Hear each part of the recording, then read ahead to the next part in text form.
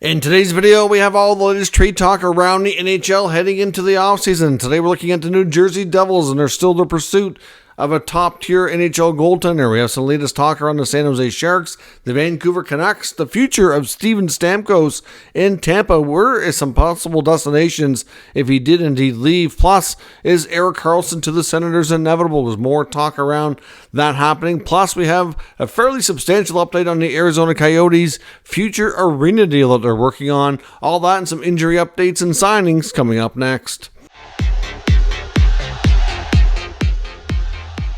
So welcome back to another video here at Top Shelf Hockey. As I mentioned, we have lots to cover here today. It's my first video back in my normal setup here, post-vacation. It's been a long stretch here of almost 2 weeks, but certainly happy to be back at it. Obviously been home for a couple of days, but had to record in some other parts of the house here before getting back to my normal studio here today. So let's dive right into today's news. We got a couple of signings today, including a fairly important one, I think, in Toronto. The Toronto Maple Leafs have extended youngster Bobby McMann. He gets a 2-year contract extension at $1.35 million. I mean, I call him a youngster because he's new to the NHL. He's still fairly young in life, of course, but he is a bit of a later blooming prospect who's, certainly somebody who's found success with the Maple Leafs during his opportunities this season. He's been kind of like, found money, so to speak, for the Leafs. He's put up a decent amount of goals while playing a smaller role. He's somebody who can play in your bottom six, but obviously has a little bit of a scoring touch that can move up when called upon. If a top player is not playing well, you want to shuffle the lines or somebody gets injured. He's just proven to be a pretty good bargain for them, really, in all honesty. So this is a well-earned 2-year extension. It's obviously a one-way deal with, bigger money than he's made in the NHL or AHL before. He's put in plenty of time in the minors, so it's certainly nice to see him get rewarded and find himself a regular spot there. I know they were concerned if they didn't get him signed that he was going to have a pretty good market on the UFA market. Obviously, he's been around long enough that, getting into your later 20s, once you have that 7 years pro, you're UFA, and that's where he was heading this summer. And he's played well enough that he certainly would have been having a lot of interest from teams trying to get, a pretty good, relatively cheap, bottom six guy who can contribute a bit on the secondary scoring. Like he's the kind of player a lot of teams are looking for those bargain hunters. So they definitely would have had a lot of competition should this got into the summertime, and they want to make sure they avoided that. So a 2-year deal for McMann certainly seems justified based on how he's played in St. Louis. They've also extended one of their younger players as well, Matthew Kessel, who was just recently called up as a defenseman for the Blues. Gets a 2-year, one-way contract extension at $800K per season. So again, another guy who's put in some time.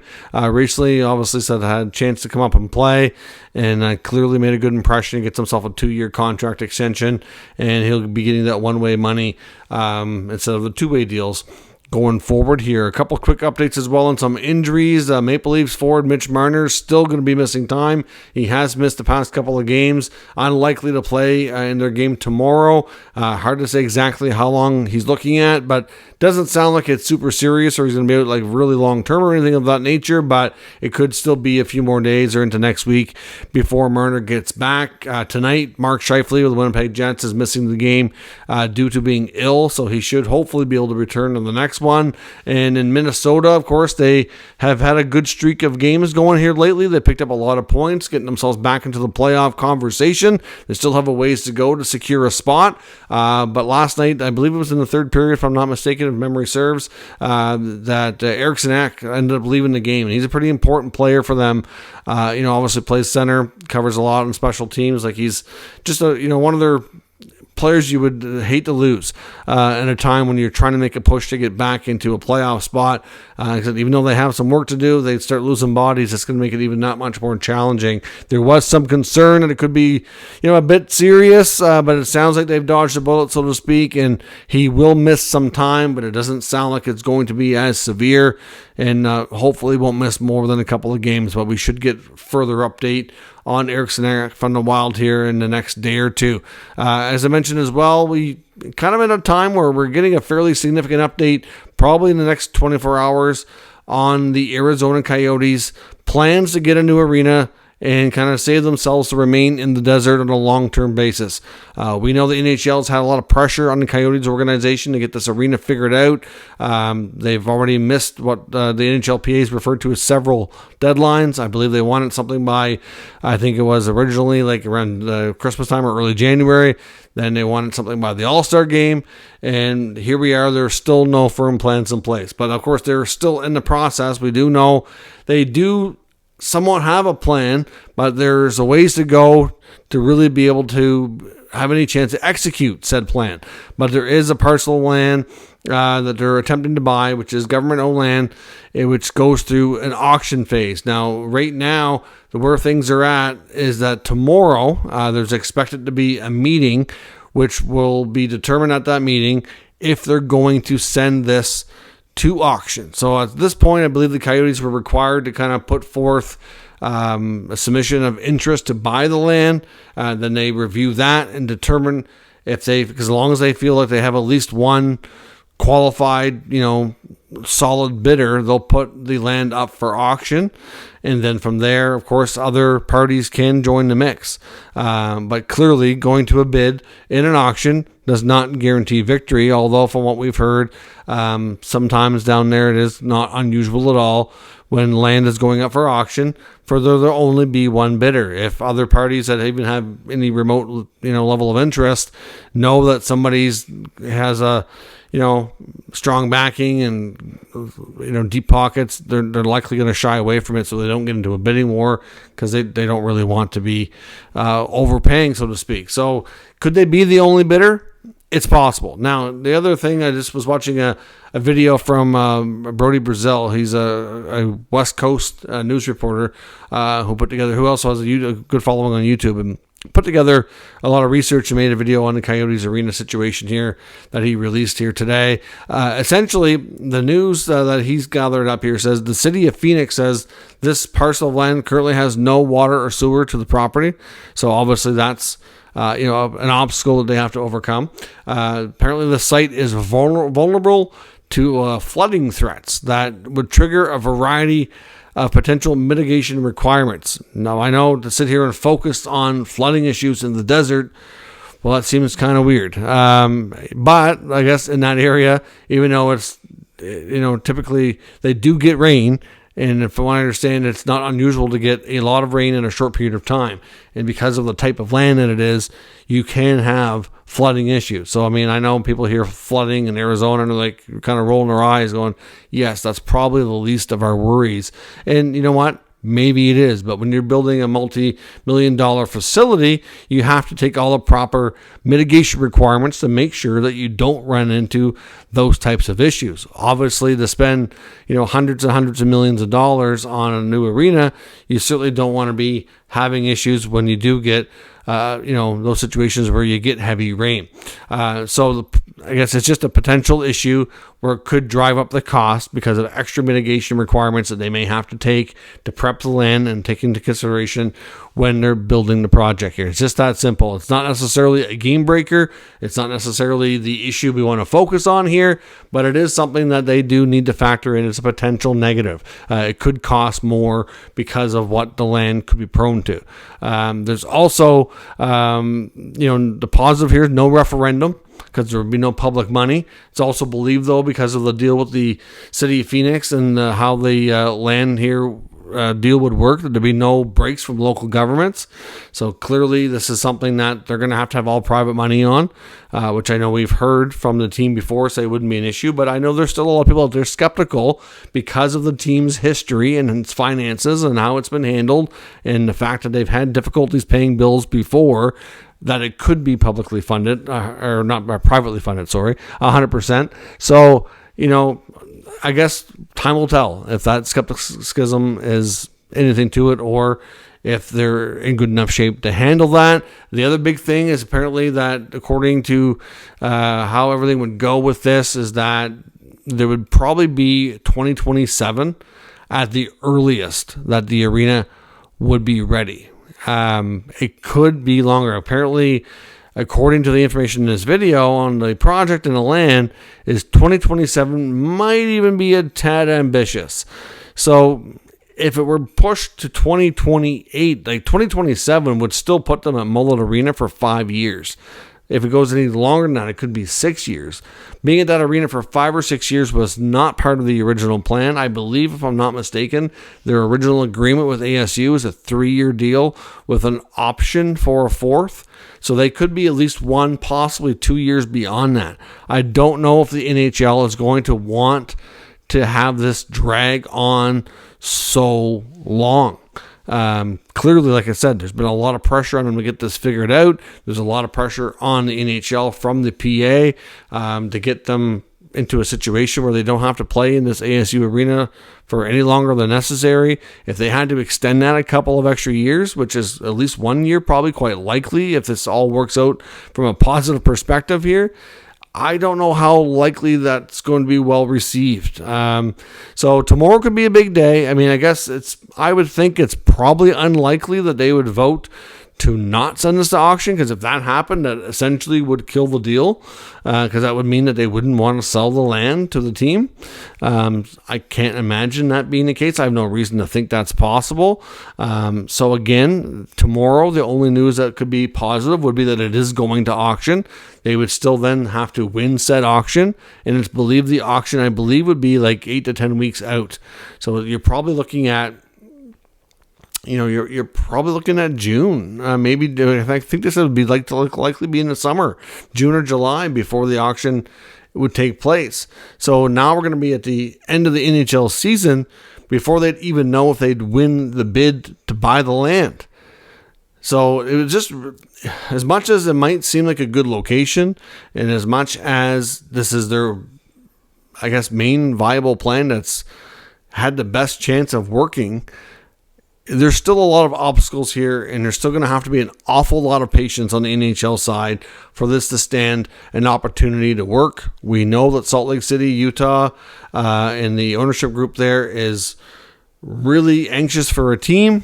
I think that it's possible the NHL, if they decide that they wanted to pull the plug on the Coyotes, that they could have them relocated and ready to play next year at a different new city, different building. That would be closer to being up to NHL standards. So it's possible. I mean, look at when the Winnipeg Jets got their team back from Atlanta. That was, I believe it was like late May, if I'm not mistaken on the dates, when it was much later than this when it was announced. So we'll see what happens, but we should be getting some further updates tomorrow on the Coyotes arena situation. Now onto the trade front. A couple of things to take a look at here. The San Jose Sharks, according to Frank Saravalli, were trying to make more moves than what they did at the NHL trade deadline and fell short. I know one name that was out there by a lot of NHL insiders as being definitely available and at least generating some degree of interest out there was Alexander Barabanov. Of course, he's done relatively well, or at least well enough, he thought, to generate interest from other teams. Clearly, the Sharks have been a team where he's played at the last couple of seasons, but it seems apparent to me that he'd like to get into a better situation with a better chance to win. But according to Saravalli at the deadline, they were basically offering to give him away for nothing. Sounds like your good old pal future considerations, and they couldn't even do that. Now the Sharks have also limited themselves on what they can do for salary retention, since they've already filled all their spots. They have salary retained on Erik Karlsson. They have salary retained on Brent Burns, who was traded before him. And then they did end up doing a salary retention on Tomas Hertl when he was traded to Vegas, which kind of shocked the hockey world at the trade deadline as well.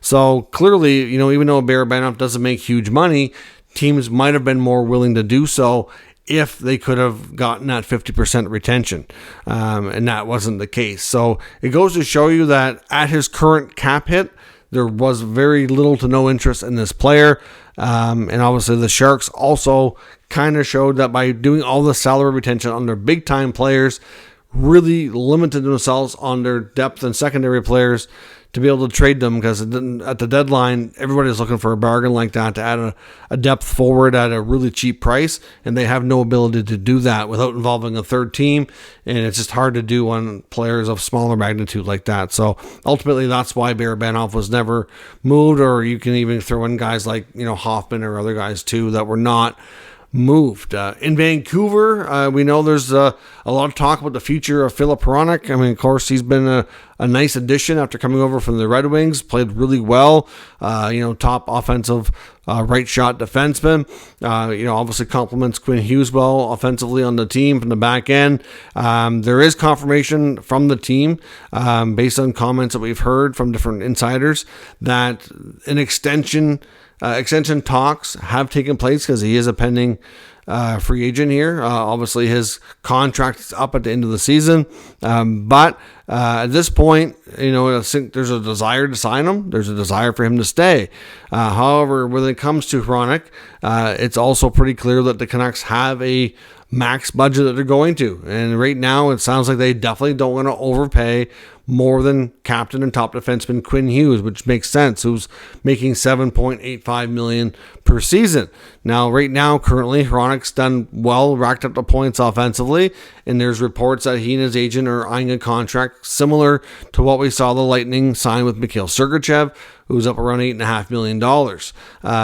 The Canucks are not going to go there. So is it possible that Hronek does not get signed and is traded? It certainly is, and it really boils down to this contract negotiation. At the end of the day, if he's willing to sign, wants to stay in Vancouver, and takes at least a little bit less than Quinn Hughes, probably around that 7.5 to 7.75 range, then it sounds like they'll probably be willing and able to get a deal done and sign him long-term to be a Vancouver Canuck. If that's not something that's agreeable, because right now there's obviously a big gap in negotiations, then you could see a possibility of him being traded in the offseason likely before the draft. I mean, the only problem is who you're going to replace him with if you don't want to pay him that much. Now, they may not want to pay any other defenseman that much. Obviously, Quinn Hughes is the team's top defenseman, one of the top D in the league in the conversation for the Norris Trophy. Makes total sense to me why they don't want to have another defenseman coming in making more money than him, because he doesn't do a better job or play a bigger role than him. Completely understandable in that sense, but it's difficult to find these types of players. So if the player plays hardball and doesn't want to take what his agent might feel to be a friendly discount to stay in the Canucks organization, then certainly expect his name to be more prominent in the rumor mill as we get to the end of the season. Pierre LeBrun of The Athletic and TSN still reporting that the Devils are still very much expected to be in the goalie market. Of course, they did acquire two goaltenders and veteran Jake Allen from Montreal and Kaapo Kähkönen out of the Sharks organization, who's a pending unrestricted free agent.